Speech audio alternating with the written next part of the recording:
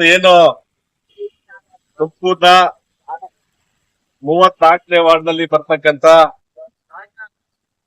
ಕ್ಯಾಸಂದ್ರದ ಎಳ್ಳಾರ್ ಬಂಡೆಯಲ್ಲಿ ಸರ್ಕಾರ ಇತ್ತೀಚೆಗೆ ಮಾನ್ಯ ಉಸ್ತುವಾರಿ ಸಚಿವರ ನೇತೃತ್ವದಲ್ಲಿ ಏನು ಅರ್ಹ ಕುಟುಂಬಗಳಿಗೆ ಹಕ್ಕುಪತ್ರಗಳನ್ನ ಕೊಟ್ಟ ನಂತರದಲ್ಲಿ ಈಗಾಗಲೇ 2014ರಲ್ಲಿ ರಾಷ್ಟ್ರೀಯ ಹೆದ್ದಾರಿ ಪ್ರಾಧಿಕಾರಕ್ಕೆ ಅಲ್ಲಿ ಗುಡಿಸಲಾಕೊಂಡಿರ್ತಕ್ಕಂತ ಜನರಿಗೆ ಪರಿಹಾರವನ್ನ ಆಗಿನ ಕಾಲಕ್ಕೆ 80,000ದಿಂದ ₹1,00,000 ತನಕ ಕೊಟ್ಟು ಅವ್ರಿಗೆ SLN ನಗರದಲ್ಲೂ ಸಹ ಹಕ್ಕುಪತ್ರವನ್ನ ಕೊಟ್ಟು ಅವರಿಗೆ ನಿವೇಶನಗಳನ್ನ ಕೊಟ್ಟಿರ್ತಕ್ಕಂತ ಸಂದರ್ಭದಲ್ಲಿ ಈ ಅರ್ಹ 44 ಕುಟುಂಬಗಳಿಗೆ ಏನು ಹಕ್ಕುಪತ್ರ ವಿತರಣೆ ಆದ ನಂತರದಲ್ಲಿ ಅಲ್ಲಿ ಏಕಾಏಕಿ ಕಿಡಿಗೇಡಿಗಳು ಗುಡಿಸಲುಗಳನ್ನ ಹಾಕ್ಸಿ ಅಲ್ಲಿ ಏನು ಖಾಲಿ ಇರ್ತಕ್ಕಂತ ಬಂಡೆ ಮೇಲ್ದೆ ಓಡಾಡ್ತಕ್ಕಂತ ಜನರಿಗೆ ಸಾರ್ವಜನಿಕರಿಗೆ ತೊಂದರೆ ಆಗೋ ತರದಲ್ಲಿ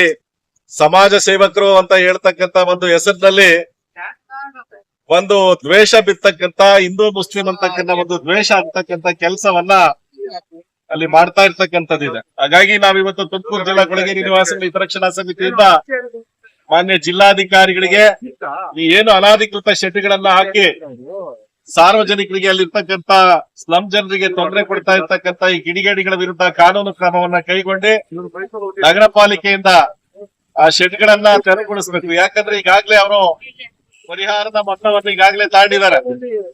2014ರಲ್ಲೇ NH4 ಗೋನಂತ ಸಂದರ್ಭದಲ್ಲಿ ರಾಷ್ಟ್ರೀಯ ಹೆದ್ದಾರಿ ಪ್ರಾಧಿಕಾರದಿಂದ ಅವ್ರು ಈಗಾಗಲೇ ಪರಿಹಾರವನ್ನ ತಗೊಂಡಿರ್ತಕ್ಕಂಥ ಎಲ್ಲಾ ದಾಖಲೆಗಳನ್ನು ಸಹ ನಾವು ಈಗಾಗಲೇ ಸಂಗ್ರಹ ಮಾಡಿರ್ತಕ್ಕಂಥ ಅನ್ನೆಸೆಸರಿ ಉದ್ದೇಶಪೂರ್ವಕವಾಗಿ ದುರುದ್ದೇಶಪೂರ್ವಕವಾಗಿ ಅವರು ಮಾನ್ಯ ಶಾಸಕರಿಗೆ ಮಾನ್ಯ ಮಧುಗಿರಿ ಕ್ಷೇತ್ರದ ಶಾಸಕರಿಗೆ ಸಹಕಾರ ಸಚಿವರಾದಂತ KN ರಾಜಣ್ಣ ಅವರಿಗೆ ಒಂದು ಸುಮ್ನೆ ದೂರುಗಳನ್ನ ಕೊಟ್ಟು ಸಿಂಪತಿ ಕ್ರಿಯೇಟ್ ಮಾಡ್ತಕ್ಕಂತ ಕೆಲಸವನ್ನ ಮಾಡ್ತಾ ಇರ್ತಕ್ಕಂಥದ್ದಿದೆ.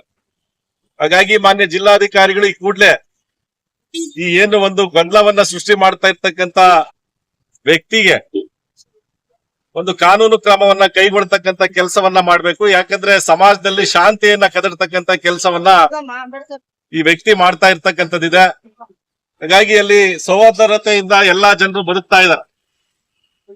ಆ ಬದುಕ್ತಕ್ಕಂತ ಜನರನ್ನ ತೊಂದರೆ ಕೊಡ್ತಕ್ಕಂತ ಕೆಲಸವನ್ನ ಈಗ ಮಾಡ್ತಾ ಇರ್ತಕ್ಕಂಥದ್ದಿದೆ.